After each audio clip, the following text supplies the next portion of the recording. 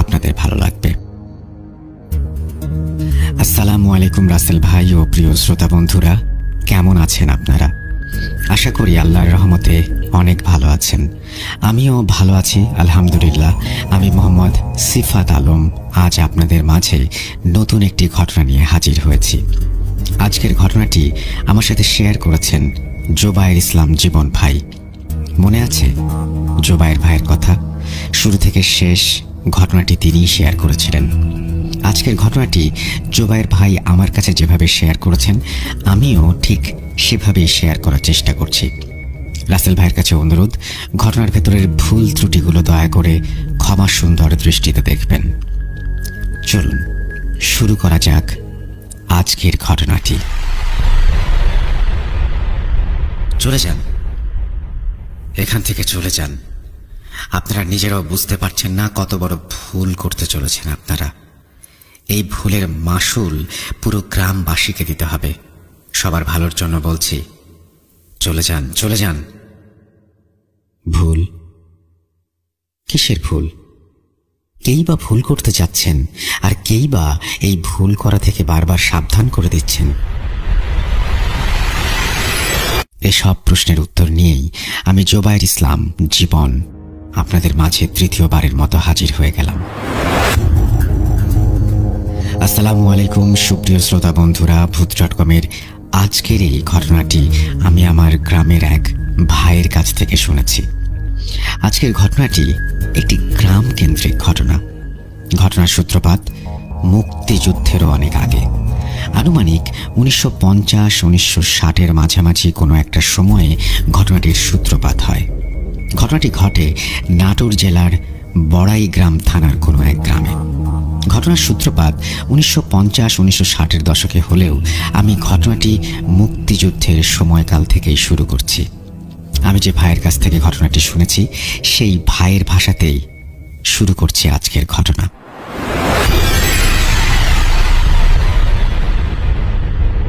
যুদ্ধ তখনও শুরু হয়নি। চারিদিকে চলছে স্বাধীনতার চেতনায় মত্ত হয়ে চলার খেলা। আমাদের গ্রামটি ছিল বন জঙ্গলে ঘেরা সবুজ একটি গ্রাম, যে কেউ দেখলেই যেন এর নয়নাভিরাম প্রাকৃতিক সৌন্দর্যে নিজের প্রশান্তি খুঁজে পেত। গ্রামটি শহর অঞ্চল থেকে বেশ ভালোই দূরে ছিল। তখনকার যাতায়াত ব্যবস্থাও তেমন একটা উন্নত ছিল না, তাই বাইরে থেকে আমাদের গ্রামে মানুষের আনাগোনা তেমন ছিল না। গ্রামের মোট জনসংখ্যাও ছিল বেশ কম। মূলত কৃষিকাজ, মাছ ধরা, গবাদি পশু পালনই ছিল এখানকার মানুষের মূল পেশা। আমাদের গ্রাম ঘেঁষে বয়ে চলেছে খরস্রোতা এক নদী। নদীর ধারে কিছু দূর পর পর ছিল প্রকাণ্ড 3টি বট গাছ, আর সামান্য দূরে ছিল বিশাল এক বড় আম গাছ। এখানেই মূলত জেলেরা মাছ ধরত। আজ তাদের মধ্যেই 7 জন জেলে এবং এই সবুজ গ্রামের পরিণতি শেয়ার করতে যাচ্ছি। 7 জেলে বন্ধু সবসময় একসাথেই মাছ ধরত। এক দিন নদীর এক কোণায় বিচরণ করত তারা এবং মাছ ধরত। কখনো বা বেশি মাছ পেত, আবার কখনো বা কম। এভাবেই তাদের জীবন দিব্যি কেটে যাচ্ছিল। নদীর নানান অংশে মাছ ধরতে ধরতে তারা একদিন অবিশ্বাস্য একাংশের সন্ধান পায়। প্রতি জ্যোৎস্না রাতে নদীর একটি নির্দিষ্ট স্থানের অনেকটা অংশ জুড়ে প্রায় গোলাকার ভাবে চাঁদের আলো ঠিকরে ঠিকরে পড়তে দেখা যেত, আর সেখানে অনেক বড় বড় মাছকে ঘাই মারতে দেখা যেত।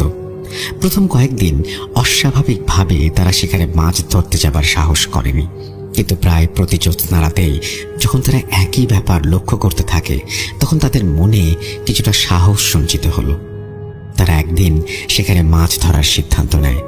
রাতের বেলা 7 বন্ধু একসাথে বের হয়ে নদীর সেই অংশের দিকে রওনা হয়। সেখানে পৌঁছে তারা মনে কিছুটা ভয় নিয়েই জাল ফেলা শুরু করে। জাল ফেলে কিছুটা সময় ভালো মাছ পাবার আশায় বুক বেঁধে অপেক্ষা করতে থাকে। জাল তোলার সময় হলে 7 জন মিলেই জাল তুলতে শুরু করে, কিন্তু জাল তুলতে তাদের বেশ বেগ পোহাতে হলো। অনেক কষ্টে জোর লাগিয়ে জাল তোলার পর তারা অবাক হয়ে একে অপরের মুখের দিকে হাঁ করে তাকিয়ে থাকে। হঠাৎই তাদের মধ্যে একজন বলে ওঠে, আল্লাহ, এতদিনে আমাদের মুখ তুলে তাকিয়েছে। দেখ ভাই, কত মাছ! জীবনে একসাথে এত বড় বড় মাছ কোনোদিন দেখিনি। এগুলো মাছ না রে ভাই, এগুলো আমাদের মুখের হাসি। তারা প্রত্যেকেই একে অপরের দিকে তাকিয়ে জীবনের সব থেকে প্রশান্তির হাসিটা হাসে সেদিন। এক একজনের হাসি যেন গাল পর্যন্ত পৌঁছে যাচ্ছে। জেলে হলেও তাদের মধ্যে লোভ লালসা খুব একটা ছিল না, তাই যতটুকু মাছ তারা সেদিন পেয়েছিল সেসব নিয়েই বাজারে চলে যায় মাছ বিক্রির উদ্দেশ্যে। বড় বড় নদীর রুই, কাতলা, চিতল, আইড় এসব মাছ নিয়ে বাজারের একটি দোকানে সাজিয়ে বসে। টাটকা জ্যাতা মাছগুলো খুব দ্রুত বিক্রিও হয়ে যায়। মনের খুশিতে 7 বন্ধু বাসায় ফিরে আসে। আজ তাদের রোজগার আয়ের তুলনায় প্রায় 5-6 গুণ বেশি আয় হয়েছে। প্রত্যেকেই বাড়ি ফিরে আসার সময় বউ বাচ্চাদের জন্য কিছু না কিছু কিনে নিয়ে এসেছে। বাড়ি ফিরে রাতের খাবার শেষ করে ক্লান্ত শরীরটাকে বিছানায় এলিয়ে দিয়ে প্রশান্তির এক ঘুম উপভোগ করে প্রত্যেকেই। সকালে ঘুম থেকে উঠে তারা একে অপরের সাথে দেখা করে আর বাড়তি রোজগারের টাকা থেকে কিছু টাকা ব্যবহার করে চাল ডাল সহ প্রয়োজনীয় বাজার সদাই করতে বাজারে চলে যায়। বাজারে গিয়ে তারা অদ্ভুত এক প্রশ্নের সম্মুখীন হয়। কিছু মানুষ তাদেরকে দেখে জিজ্ঞেস করে, এই যে ও জেলে ভাইরা, গতকাল মাছগুলো কোথা থেকে ধরেছিলি বলতো? এরকম মাছ তো আগে কখনো বাপের জন্মে খাইনি, অনেক স্বাদ ছিল মাছের। কিন্তু একজন ক্রেতার কথা শেষ হতে না হতেই আরেকজন এসে অকথ্য ভাষায় গালাগালি করতে করতে বলে, কি মাছ বিক্রি করলি তোরা? একটা মাছ মুখে দিতে পারলাম না, রান্না করার পর তরকারিতে মাছ কেন, মাছের কাঁটাও খুঁজে পেলাম না। এটা কেমন মাছ? লোক ঠকানোর নতুন ধান্দা বের করেছিস? দ্বিতীয় ক্রেতার কথা শেষ হতে না হতেই প্রথম ক্রেতা বলে ওঠেন, 2টা মাছ কেটে রান্না করা হলেও তরকারিতে মাছ পেয়েছি মনে হয় একটা। মাছের মাথার লেজ ছিল একটা করেই। এর কারণ জানতেই তোদেরকে দাঁড় করিয়েছি। নিজের মনের ভুল ভেবেই নিতাম যদি না এই ভাইজানের কথা না শুনতাম। এসব শুনে জেলেরা বেশ আতঙ্কিত হয়ে পড়ে, কেননা গতকাল অনেক মাছ তারা বিক্রি করেছে। সেই ছোটবেলা থেকেই বাপদাদার সাথে মাছ ধরে বাজারে বিক্রি করে আসছে তারা। কখনোই এমন কোনো ঘটনার সম্মুখীন হতে হয়নি। কিন্তু ক্রেতারা যা বলছে তা কি আদৌ বিশ্বাসযোগ্য কোনো কথা? ক্রেতাদের তোপের মুখে কিছু টাকা ফেরত দিয়ে তারা সামান্য বাজার করেই বাড়ি ফিরে আসে। রাতে তারা আবার সেখানেই মাছ ধরতে চলে যায়। আজ জাল ফেলে যেন গতকালের চেয়েও বেশি মাছ পায় তারা। কিন্তু আজ মাছ ধরে কেন যেন তারা খুব একটা খুশি হতে পারছে না।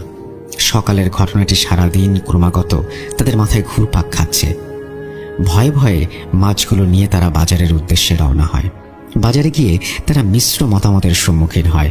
গতকাল যারা মাছ কিনেছে তাদের কেউ কেউ মাছের বেশ প্রশংসা করছে, আবার কেউ কেউ নিন্দে। যারা গতকাল কেনা মাছের প্রশংসা করছে তারা আজও থলে ভর্তি করে মাছ নিয়ে যাচ্ছে, আবার কেউ কেউ তাদেরকে গালমন্দ করেই যাচ্ছে। এভাবেই আজও সব মাছ বিক্রি করে মোটা অঙ্কের টাকা নিয়ে বাসায় ফিরে আসে তারা। রাতে তেমন একটা ভালো ঘুম হলো না। সকালে ঘুম থেকে উঠে 7 জন মিলে বাজারে গেল গতকাল বিক্রি হওয়া মাছ নিয়ে কোনো কথা হচ্ছে কিনা তা জানার জন্য। আজ বাজারে অনেকেই তাদের ওপর প্রসন্ন। যারা গতকাল মাছ কিনেছে সবাই খুশি। আজ কোনো খারাপ মন্তব্যের সম্মুখীন হতে হয়নি তাদের। মনে যেন খুশির জোয়ার আসতে শুরু করে তাদের। খুশি মনে বাসায় ফিরে এসে রাতের জন্য অপেক্ষা করতে থাকে। এভাবেই মাছ ধরে বিক্রি করতে করতে তাদের দিন ফেরে। প্রায় 3 মাসের মতো পেরিয়ে যায়। প্রতিনিয়ত এভাবে সুস্বাদু মাছ বিক্রি করতে করতে তাদের আর্থিক অবস্থা একেবারে পাল্টে যায়। কিন্তু তবুও তারা অন্য কোনো পেশায় মনোনিবেশ করেনি। এদিকে দেশ স্বাধীন হবে এমন খবর শোনা যাচ্ছে। এমন সময় হঠাৎ করেই পুরনো সেই সমস্যাটি আবার মাথাচাড়া দিয়ে উঠতে শুরু করে। হঠাৎ করেই বেশ কয়েকদিন যাবৎ যারাই তাদের কাছ থেকে মাছ কিনে নিয়ে যাচ্ছে প্রত্যেকেই জানাচ্ছে মাছ পাওয়া যাচ্ছে না তরকারিতে। মাছ কোটা বাছার পর টুকরো করে তরকারিতে দেওয়ার পর পর্যন্ত সব ঠিক থাকে, কিন্তু রান্না হবার পর তরকারিতে মাছের কোনো চিহ্ন পর্যন্ত পাওয়া যায় না। এছাড়াও ছোট মাছ রান্না করলে সেগুলো একইভাবে উধাও হয়ে যায়। গ্রামের মোড়ল এসব জানার পর 7 জন জেলেকে ডেকে পাঠায় এসবের কারণ জানার জন্য। সবাই ভাবতে শুরু করে এই 7 জন জেলে হয়তো জাদু টোনা করে, যার মাধ্যমে এত এত মাছ বিক্রি করতে সক্ষম হচ্ছে। জেলেদেরকে মোড়ল সাহেবের বাড়িতে হাজির করা হয়। মোড়ল সাহেব তাদেরকে কোনো রকমের বকাঝকা না করে এসব কেন হচ্ছে তা জিজ্ঞেস করেন। বেচারা জেলেরা ভয়ে কান্নাকাটি শুরু করে। হুজুর, বিশ্বাস করেন, আল্লাহর দোহাই দিয়ে বলতেছি, এসবের কোনো কারণ আমরা জানি না। আমরা মাছ ধরি আর বিক্রি করি, কিন্তু এসব কেন হচ্ছে আমরা জানি না। আর আমরা কোনো জাদুটোনাও করিনি। আমরা সৎ পথে ব্যবসা করি, আল্লাহকে ডরাই। ওপরে আল্লাহ আছে, সবই দেখেন আল্লাহ, আমরা কোনো অন্যায় করিনি, আমাদেরকে ছেড়ে দেন। জেলের কথা শুনে মোড়ল জিজ্ঞাসা করেন, আচ্ছা, তোমরা যে মাছ ধরো তা কি কখনো নিজেরা রান্না করে দেখেছো, নাকি সব মাছ বিক্রি করে দাও? উত্তরে জেলেরা জানায় তারা সব মাছই বিক্রি করে দেয়, নিজেদের খাবার জন্য কোনো মাছ রাখে না। এটিই তাদের একমাত্র জীবিকা। জেলেদের কথা শুনে মোড়ল সাহেব বলেন, আজ রাতে মাছ ধরে শুধুমাত্র 7টি বড় মাছ যেন তারা বিক্রি না করে নিজের বাড়িতে নিয়ে যে রান্না করে খায়। যদি কোনো সমস্যা না হয় তাহলে ঠিক আছে, আর সমস্যা হলে এর কারণ জানার প্রয়োজনীয়তা আবশ্যক। জেলেরা মোড়ল সাহেবের কথা শুনে সেখান থেকে চলে আসে আর রাতের জন্য অপেক্ষা করতে থাকে। সেদিন রাতে তারা মাছ ধরে 7টি বড় বড় মাছ নিজেদের খাবার জন্য নিয়ে আসে। তারা কেটে বেছে রান্না করার পর তাদের পরিবারের প্রত্যেকেই সেগুলো স্বাভাবিকভাবেই খেতে পেরেছিল। পরদিন সকালে মোড়ল সাহেবকে গিয়ে তারা সব জানায় এবং প্রমাণস্বরূপ মাছের 7টি মাথা আর কিছু কাটা নিয়ে আসে। মোড়ল কিছুক্ষণ চুপ থেকে তাদের জিজ্ঞাসা করেন, আচ্ছা বলতো, তোরা কোত্থেকে মাছ ধরিস? তোরা তো প্রতিদিন মাছ বিক্রি করিস, কিন্তু প্রতিদিন এত বড় বড় আর এত বেশি মাছ তোদের কাছে থাকে না, কারণ কি? উত্তরে জেলেরা বলে, প্রতি পূর্ণিমা রাতে তারা নদীর মাছ বরাবর এক জায়গা থেকে মাছ ধরে। সেখানে শুধুমাত্র পূর্ণিমার রাতে একটি বিশাল জায়গা জুড়ে আলো ছড়িয়ে পড়ে। শুধুমাত্র সেই পূর্ণিমা রাতেই বিশাল আকৃতির মাছগুলো পাওয়া যায়। তাদের কথা শুনে মোড়ল সাহেব মনে মনে ভাবেন, জেলেরা হয়তো সত্যি কথাই বলছে, এখানে তাদের কোনো দোষ নেই। নিশ্চিত হবার জন্য মোড়ল সাহেব ওনার তরফ থেকে একজন লোক পাঠিয়েছিলেন শেষ যেদিন জেলেরা মাছ ধরতে গিয়েছিল সেদিন। মোড়ল সাহেব জেলেদের চলে যেতে বলেন আর মনে মনে জেলেদের বলা কথাগুলো নিয়ে ভাবতে থাকেন। তিনি পূর্ণিমা পর্যন্ত অপেক্ষা করার জন্য মনস্থির করেন। দেখতে দেখতে কয়েকদিন পার হয়ে যায়। একদিন সন্ধ্যায় মোড়ল সাহেব লক্ষ্য করেন আকাশে পূর্ণিমার চাঁদ জ্বলজ্বল করছে। সেদিন রাতেই তিনি জেলেদের ডেকে পাঠান। জেলেরা মোড়ল সাহেবের তলব পেয়ে চলে আসে তার বাসায়। মোড়ল সাহেব জেলেদের ডেকে বলেন, আজ তোরা মাছ ধরবি? যে জায়গা থেকে ওই মাছগুলো ধরতি বলেছিলি সেখান থেকেই ধরবি। আজ আমিও তোদের সাথে যাব। মাছ যতগুলো জালে উঠুক না কেন, আমরা 8 জন 8 প্রকারের শুধুমাত্র 8টি মাছই নিজেদের বাড়িতে এনে আজ রান্না করে দেখবো কোনো সমস্যা হয় কিনা। সবার এই সমস্যা নাও হতে পারে, কিন্তু একজনেরও যদি সমস্যা হয় তাহলে কি করা যায় তা নিয়ে ভাববো। তোরা বাড়ি যা, তোদের জাল পাতিল যা যা প্রয়োজন সব নিয়ে আবার আমার বাড়িতে আয়, এরপর একসাথে বের হব। জলদি যা। মোড়লের কথা শুনে জেলেরা বাড়িতে চলে যায় প্রয়োজনীয় জিনিসপত্র আনার জন্য। জিনিসপত্র নিয়ে মোড়লের কথা মতো আবার চলে যায় মোড়লের বাড়িতে। সেখানে গিয়ে তারা দেখতে পায় মোড়ল তাদের সাথে যাবার জন্য তৈরি হয়েই বসে আছেন। নদীর কাছাকাছি আসার পর তারা 8 জনই নৌকায় করে নদীর সেই জায়গায় চলে যায়। মোড়ল সাহেব সেখানে গিয়ে যেন নিজের চোখকে বিশ্বাস করতে পারছিলেন না। দেখতে পাচ্ছেন শুধুমাত্র একটি নির্দিষ্ট জায়গায় শুধু গোলাকারভাবে চাঁদের আলো ঠিকরে পড়ছে। জেলেরা এসব দেখে অভ্যস্ত ছিল জন্য তারা কোনো প্রকার বিলম্ব না করে মাছ ধরতে শুরু করে। জাল ফেলার পর বরাবরের মতোই অপেক্ষা করে জাল তোলা হয়। আজও জালে ধরা পড়েছে অনেক মাছ, ছোট বড় মিলিয়েই। সব মাছের মধ্যে থেকে মোড়ল সাহেব 8টি মাছ নির্বাচন করে দেন 8 জনের জন্য। মাছ নিয়ে তারা বাড়ি ফিরে আসে। মোড়ল সাহেব বাড়ি ফিরে এসে মাছ কেটে বেছে রান্না করার পর দেখেন মাছ তরকারির কড়াইয়ে নেই। সম্পূর্ণ তরকারি অন্য পাত্রে ঢেলে দিয়েও মাছের কোনো চিহ্ন পর্যন্ত পাওয়া গেল না। সকালে জেলেরা আসে মোড়লের বাড়িতে।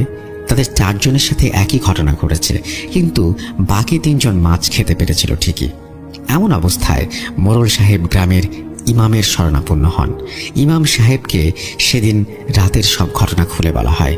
ইমাম সাহেব সব শুনে বলেন, হতে পারে এটা কোনো জিন ঘটিত সমস্যা, আমি এখনই সঠিক বলতে পারছি না, তবে আমি সাবধান করে দিচ্ছি ওই জায়গা থেকে আর মাছ না ধরতে। সব শুনে মনে হচ্ছে একটা সমস্যা ওই জায়গায় অবশ্যই আছে। ওই জায়গার আশপাশ থেকেও মাছ ধরা ঠিক হবে না। অন্য কোথাও থেকে মাছ ধরে দেখা যাক সমস্যা হয় কিনা। সমস্যা হলে পরে কি করা যায় তা ভাবা যাবে। আর যদি সমস্যা না হয় তবে এই বিষয় নিয়ে আর বেশি এগোনো ঠিক হবে না। ইমাম সাহেবের কথা শুনে জেলেরা অন্য জায়গায় মাছ ধরতে শুরু করে।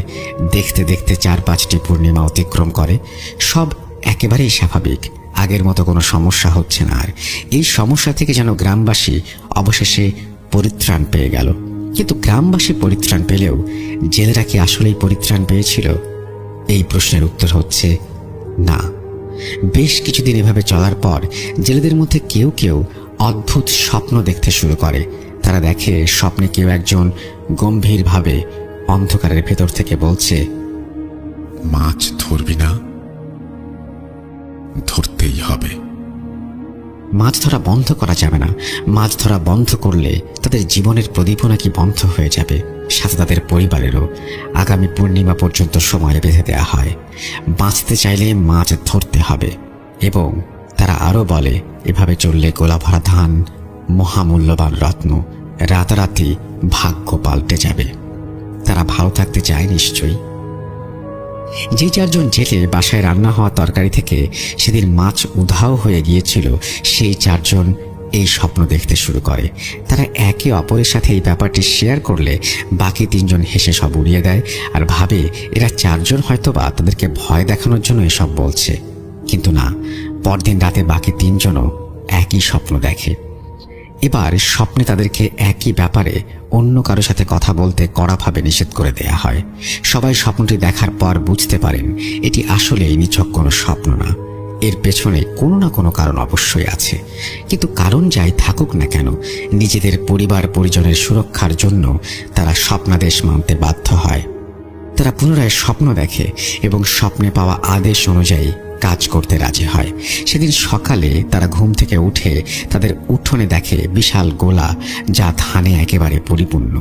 ঘরের মেঝেতে ছড়িয়ে আছে মহামূল্যবান স্বর্ণালঙ্কার। এসব দেখে তারা খুশিতে যেন আত্মহারা হয়ে যায় আর জিনের কথা মতো কাজ করতে বেশি আগ্রহী হয়ে যায়। আসলে লোভ একবার ধরলে সহজে ছাড়ে না। এক্ষেত্রে তাই হয়েছে এবং এই লোভের ফলস্বরূপ কোনো এক পূর্ণিমা রাতে সেখান থেকে মাছ ধরার জন্য বেরিয়ে পড়ে তারা। টানা 1 মাসের মতো সময় সেখান থেকে তারা বাধ্য হয়ে মাছ ধরে। কিন্তু সেখান থেকে ধরা মাছ তারা বাজারে বিক্রি করেনি, কারণ বাজারে এই মাছ বিক্রি হলে সমস্যা আবার দেখা দেবে এবং সবাই তাদের নিষিদ্ধ স্থান থেকে মাছ ধরার ব্যাপারে জেনে যাবে। তাই তারা সেখান থেকে মাছ ধরার পাশাপাশি অন্য একটি স্থান থেকেও মাছ ধরতে শুরু করে, যা তারা বাজারে বিক্রি করত। এভাবে সব ঠিকভাবেই চলছিল। হঠাৎ একদিন তারা আবার স্বপ্নে সেই অবয়বকে দেখে। এবারে সেই অবয়ব অন্ধকারাচ্ছন্ন দেখালেও আগের থেকে কিছুটা স্পষ্ট দেখা যাচ্ছিল। জেলেরা যেখানে মাছ ধরত তার পাড়ে ছিল একটা বিশাল বড় আম গাছ। সেই আম গাছের ধারে কেউ একজন একটি কালো সিংহাসনে রাজার মতন বসে আছে। তার হাতে একটি প্রকাণ্ড লাঠি। সে স্বপ্নে তাদেরকে একটি করে আদেশ দেয়, যা পালন করতে তারা বাধ্য। অন্যথা জীবনের ঝুঁকি আছে। ঝুঁকিটা শুধুমাত্র তাদের জীবনের নয়, তাদের পরিবারেরও। তারা সকলে এই স্বপ্ন দেখে বুঝতে পারে অবশ্যই কেউ একজন তাদেরকে এমন একটি স্বপ্ন দেখিয়েছে। তারা ভয়ে ভয়ে পরের দিন চলে যায় নির্ধারিত স্থানে মাছ ধরার জন্য। মাছ ধরতে গিয়ে তারা দেখে তাদের দেখা স্বপ্নের মতোই কেউ একজন একটি কালো সিংহাসনে বসে আছে, যার হাতে প্রকাণ্ড এক লাঠি। সে হাতের ইশারায় নদীর ধারে থাকা 3টি বটগাছ দেখিয়ে বলে, এই বটগাছ 3টি দেখেছ? এই 3টি গাছ তোমাদের কাটতে হবে। এই গাছ কাটার জন্যই তোমাদেরকে ডেকেছি। যত দ্রুত সম্ভব এই গাছ তোমাদেরকে কাটতে হবে। প্রস্তুত থাকো, আগামী পূর্ণিমায় আমি আবার আসব। এই বলে অবয়বটি মুহূর্তে হাওয়ায় মিলিয়ে যায়। প্রিয় শ্রোতা বন্ধুরা, আপনারা কি বুঝতে পারছেন ঘটনাটি এবার কোন দিকে মোড় নিচ্ছে? হয়তোবা এই গাছ 3টির কোনো একটির ইতিহাস রয়েছে। কি হতে পারে এই ইতিহাস? চলুন জেনে আসা যাক। এই 3টি বটগাছ এখানে কিভাবে এসেছে, কোত্থেকে এসেছে তা অনেকেরই অজানা। শুধুমাত্র গ্রামের কিছু মুরব্বী ব্যক্তিবর্গ এই ব্যাপারটি সম্পর্কে জানেন। 1950-60-এর দশকে এই গ্রামে একটি ঘটনা ঘটে। ঘটনাটি বলার আগে ঘটনাটির কারণ জানাটা জরুরি।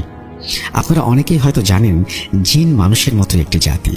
জিন জাতিরা সামাজিকভাবে বসবাস করে। তাদের সমাজেও মতবিরোধ, মতামতের ভিন্নতা থাকে। তাদের জের ধরেই মানুষের মতো জিন জাতীয় সমাজ থেকে মাঝে মাঝে বিতাড়িত হয়। ঠিক তেমনি এক জিনের পরিবারকে তাদের সমাজ থেকে বিতাড়িত করে দেয়া হয় এবং তাদের বাসস্থান খোঁজার উদ্দেশ্যে তারা একটি গ্রামে এসে পৌঁছায়। এই পরিবারে ছিল বাবা ও 3 সন্তান। অনেক দূর ভ্রমণ করার কারণে 3 সন্তান বেশ ক্লান্ত হয়ে পড়েন। সন্তানদের ক্লান্তি দেখে বাবা মানুষের কাছে সাহায্যের জন্য হাত পাতেন। গ্রামের শেষ প্রান্তের একটি কুঁড়ে ঘরের মতো ছোট্ট একটি ঘরের কাছে তারা হাঁক দিতে শুরু করেন।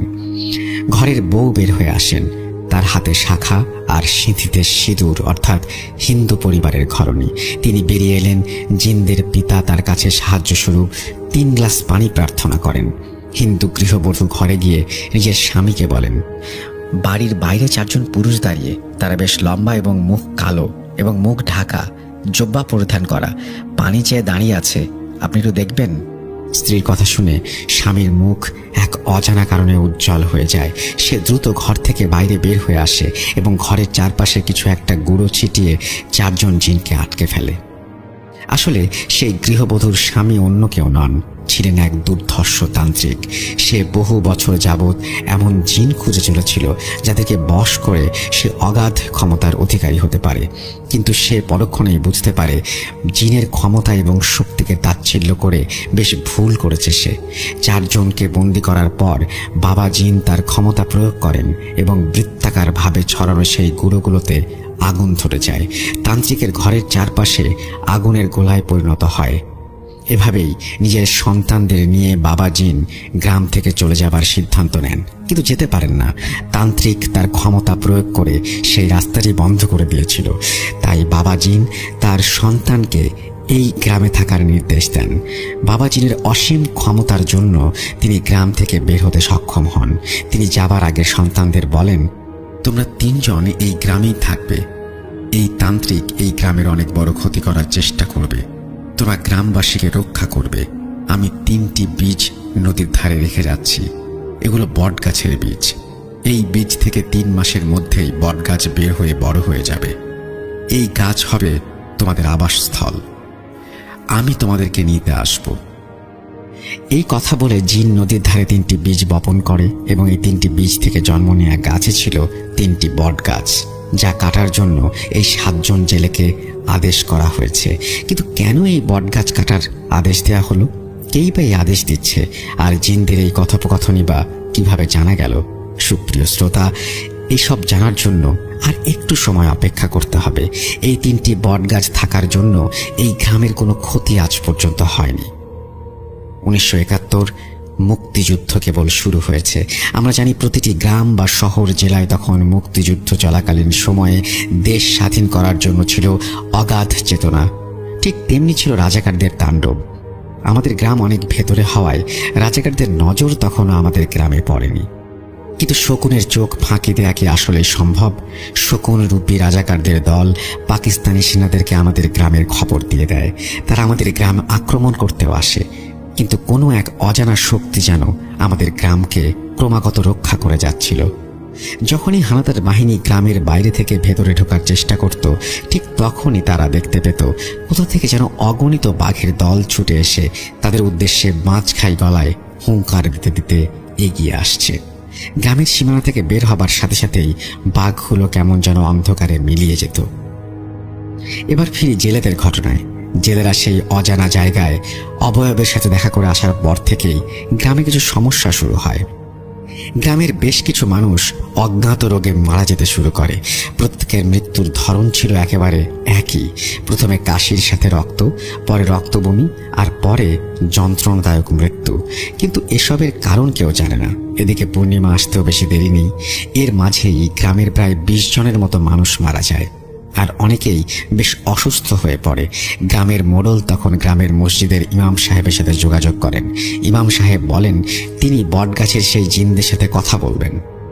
মূলত গ্রামের ইমাম, মোড়ল এবং তার হাতে গোনা 2-3 জন সহ 4-5 জন জানত সেই বটগাছের ঘটনা। ইমাম সাহেব জানান তিনি কিছুদিন পর পরই নিজের জিন পাঠিয়ে খোঁজ খবর করেন। এর মধ্যে চলে আসে পূর্ণিমার রাত। জেলেরা নিজেদের মতো প্রস্তুতি নিতে থাকে সেই 3টি বটগাছ কাটার জন্য। তারা কোদাল কুড়াল জোগাড় করতে থাকে। রাত প্রায় 11টা। এমন সময় 7 জন বাসা থেকে বের হয়ে পৌঁছে যায় সেই আম গাছের কাছে। সেখানে গিয়ে তারা দেখে অন্ধকারাচ্ছন্ন আম গাছের ছায়ায় বসে আছে সেই অবয়ব, আর তাদের উদ্দেশ্য করে বলছে, তোমাদের হাতে থাকা এই সাধারণ কুড়ালগুলো কোনো কাজে আসবে না, এগুলো ফেলে দাও। এই কথা শুনে জেলেরা বলে, কুড়াল ফেলে দিলে গাছ কাটবো কে দিয়ে? তখন সেই অবয়ব তাদের কুড়াল ফেলে দিয়ে নিজেদের হাতের দিকে তাকাতে বলে। তারা হাতের কুড়াল ফেলে দিয়ে নিজেদের হাতের দিকে তাকিয়ে দেখে তারা সম্পূর্ণ স্বর্ণ তৈরি একটা কুড়াল হাতে ধরে আছে। তাদের মধ্যে 2 জনকে একটি গাছ কাটার নির্দেশ দেয়া হয়। বাকি 5 জনের মধ্য থেকে 3 জনকে এবং 2 জনকে 2টি গ্রুপে ভাগ করে 2টি গাছ কাটার নির্দেশ দেয়া হয়। তারা গ্রুপ অনুযায়ী গাছ কাটার জন্য তাদের গোড়ায় সেই কুড়াল দিয়ে আঘাত করতে শুরু করে। আর সাথে সাথে যেন কাল বৈশাখের ঝড় শুরু হয়। সেই ঝড় যেন মানুষকে উড়িয়ে নিয়ে যাবার ক্ষমতা রাখে। অনেক বড় ভুল করছেন আপনারা। এখান থেকে চলে যান। এই গাছ কাটলে আপনাদের গ্রাম উজাড় হয়ে যাবে। ভালোভাবে বলছি, এখান থেকে চলে যান, নয়তো আমাদের ক্ষমতা ব্যবহার করতে বাধ্য হব। এসব শুনেও জেলেরা কোনো কর্ণপাত করেনি। তারা গাছ কাটা থেকে নিজেদেরকে বিরত রাখতে ছিল নারাজ। এরপর কি হয়েছিল তা গ্রামবাসীদের অজানা। 7 জন জেলেই এক রাতের ব্যবধানে উধাও হয়ে যায়। তাদেরকে কোথাও খুঁজে পাওয়া যাচ্ছিল না। তাদেরকে খোঁজার জন্য তাদের স্ত্রী সন্তান রাস্তায় নামে। তারা গ্রামের এদিক ওদিক খুঁজতে থাকে। হঠাৎ এক সময় তাদের দেখা পাওয়া যায়, কিন্তু তাদের আচরণ ছিল অস্বাভাবিক। তারা গ্রামের ভেতর প্রবেশ না করে তাদের স্ত্রী সন্তানকে গ্রামের বাইরে এসে তাদের সাথে কথা বলার জন্য অনুরোধ করেছিল। জেলের স্ত্রীদের মধ্যে একজন ছিল কোরআনের হাফেজা। তিনি ব্যাপারটিকে স্বাভাবিক বলে মেনে নিতে পারছিলেন না। তাই তিনি উচ্চ স্বরে আয়াতুল কুরসি পড়তে শুরু করেন। সাথে সাথে গ্রামের সীমানার বাইরে থাকা 7 জন জেলে আকাশ বাতাস কাঁপিয়ে কানে হাত দিয়ে আর্তচিৎকার করতে থাকে। আয়াতুল কুরসি পড়া শেষ হলে তারা দেখেন সেই 7 জনের চেহারা ধীরে ধীরে পরিবর্তিত হচ্ছে। তারা কোনো মানুষ নয়। তারা দেখতে মানুষের মতো হলেও মুখগুলো ছিল মাছের মতো। এবং তারা সেখান থেকে চলে যায়। এসব ঘটনা জেলেদের স্ত্রী গ্রামের ইমাম সাহেবকে জানালে ইমাম সাহেব বলেন আজ রাতেই জিন পাঠিয়ে খোঁজ নেবেন তিনি। ইমাম সাহেবের কথা মতো রাতের বেলাতেই তড়িঘড়ি করে তিনি জিন পাঠান। সেদিন রাতে ইমামের পাঠানো জিনগুলো আর ফেরেনি। পরদিন মাগরিবের পর তারা ফিরে আসে এবং জানায় সেই 7 জন জেলেকে বটগাছে থাকা 3 জন জিন বন্দি করে রেখেছে, কারণ তারা এই গাছ কেটে গ্রামের অনিষ্ট ডেকে আনতে পারত। আর তারা তাদের কাজে ব্যর্থ হওয়ায় তাদেরকে যে বটগাছ কাটার নির্দেশ দিয়েছে সে প্রচণ্ড ক্ষুব্ধ হয়ে জেলেদের স্ত্রী সন্তানকে মারার জন্য জিন পাঠায়। কিন্তু সেখানেও তারা সফল হতে পারেনি। আসলে যে এই গাছ কাটার নির্দেশ দিয়েছিল সে ছিল খুবই শক্তিশালী একজন জিন, যে তার প্রতিজ্ঞা রক্ষার জন্যই এই গাছ 3টি কাটতে বলেছিল। আর সেই 3 রক্ষাকারী জিন থাকায় সরাসরি তারা গ্রামে প্রবেশ করতে পারছিল না জন্য জেলেদের মাধ্যমে গ্রামে প্রবেশ করে। এই জন্য জেলেদের মাছ ধরার জন্য বলা হয়েছিল, যেন সেই অনিষ্টকারী জিন তার দলবলকে গ্রামে প্রবেশ করাতে পারে। গ্রামে যারা রক্ত বমি করে মারা গিয়েছে তারা প্রত্যেকেই ছিল জেলেদের সাথে আসা সেসব জিনের শিকার। মূলত ইমাম সাহেবের মাধ্যমেই এই 3 জিনের এখানে আসা এবং জেলেদের বন্দী হবার ঘটনাগুলো জানা সম্ভব হয়েছিল। কিন্তু কিছু ঘটনা আছে এখনো খুলে বলার। এই ঘটনা খুলে বললেই অনিষ্টকারী জিনদের পরিচয় জানা সম্ভব হবে। তান্ত্রিক সেই জিনের পরিবারকে বন্দী করতে না পারায় বেশ ক্ষুব্ধ হন। আর সেই ক্ষোভের বশবর্তী হয়ে গ্রামের বাইরে যাওয়া থেকে আটকানোর চেষ্টা করেন।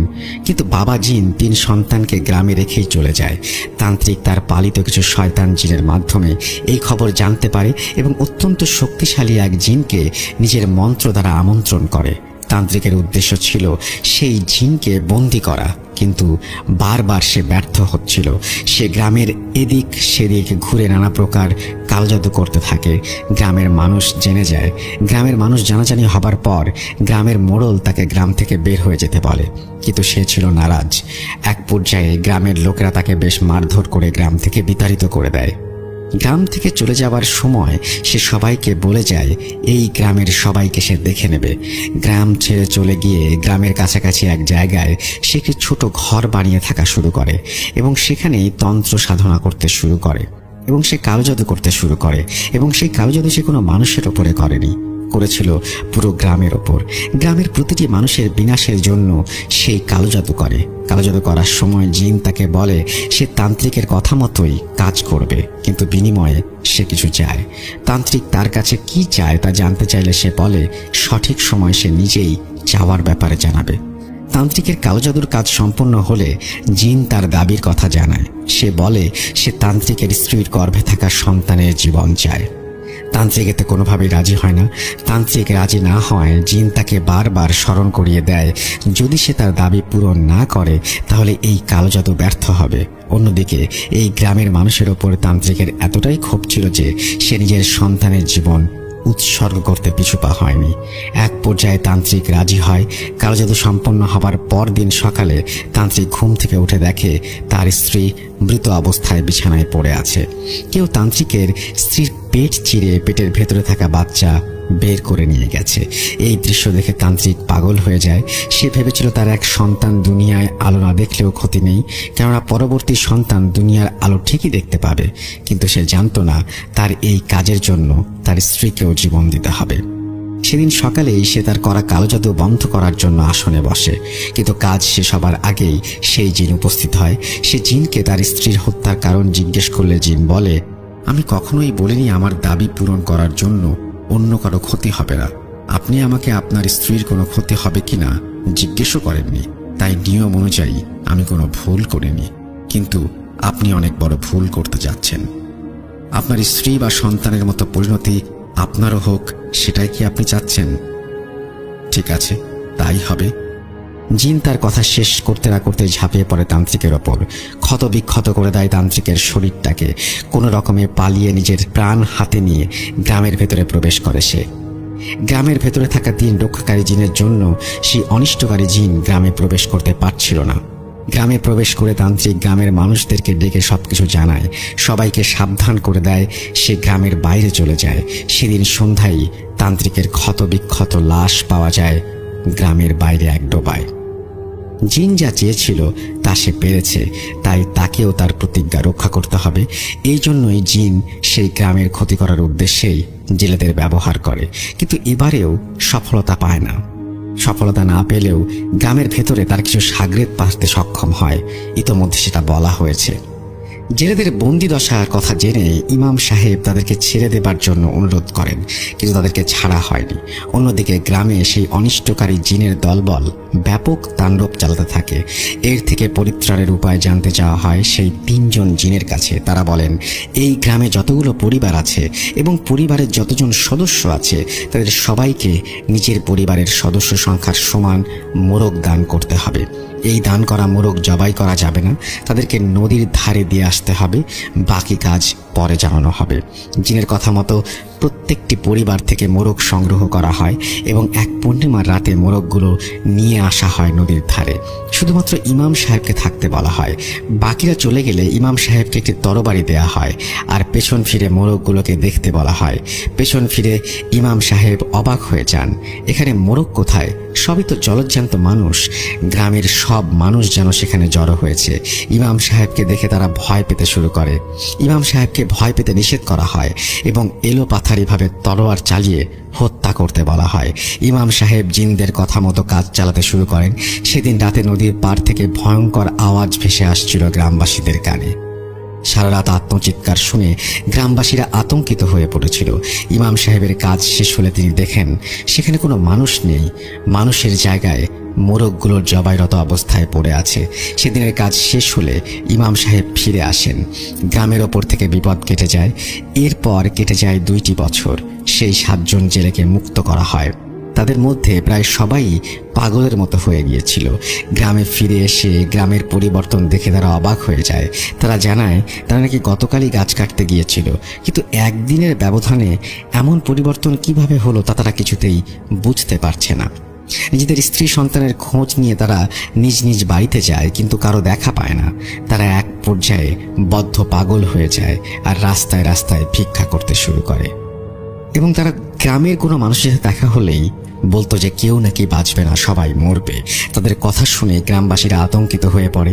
ইমাম সাহেবকে জানানো হলে তিনি খোঁজ নিয়ে জানতে পারেন যেদিন রাতে নদীর ধারে মোরগ জবাই করা হয়েছিল সেদিন রাতেই গ্রামের এক পরিবারে এক পুত্র সন্তানের জন্ম হয়, যা ছিল সকলেরই অজানা। সেই পুত্র সন্তানের জন্মের জন্যই সেদিন করা কাজগুলো প্রায় ব্যর্থ হয়েছিল। পরবর্তী সেই গ্রামে কি হয়েছিল এবং এসব থেকে তারা পরিত্রাণ পেয়েছিল কিনা তা এখনো জানতে পারেনি কেউ। ঘটনাটি বর্তমানে অমীমাংসিত অবস্থাতেই রয়ে গেল। প্রিয় লিসেনার্স, সব ঘটনার শেষ হয় না, হলেও জানা যায় না। কিছু ঘটনা এমন অমীমাংসিতই থেকে যায়। পরবর্তীতে কি হয়েছিল জানতে পারলে অবশ্যই আপনাদের জানাবো, আর জানতে না যদি পারি তাহলে অমীমাংসিত হয়েই রয়ে যাবে আজকের এই ঘটনা। আজ বিদায় নিচ্ছি আমি সিফাত আলম। দেখা হবে নতুন কোনো এপিসোডে। যাবার আগে বলতে চাই, হ্যালোইন আসছে, আপনাদের জন্য অপেক্ষা করছে দারুণ একটি চমক, যা আগে কখনোই কোথাও হয়েছে বলে আমার জানা নেই। বরাবরই হ্যালোইন নিয়ে আমাদের নতুন কিছু প্ল্যান থাকে, এবারেও তার ব্যতিক্রম হবে না ইনশাল্লাহ। একটু অপেক্ষা করুন, আশা করছি নিরাশ হবেন না। আসসালামু আলাইকুম। এই বলে সিফাত তার ঘটনা শেষ করেছেন। আশা করছি সিফাতের ঘটনাটি আপনাদের ভালো লেগেছে। যদি ভালো লাগে অবশ্যই আমাদের জানাবেন, ভালো না লাগলেও আমাদেরকে জানাবেন। আমরা চলে যাব আমাদের পরবর্তী ঘটনায়।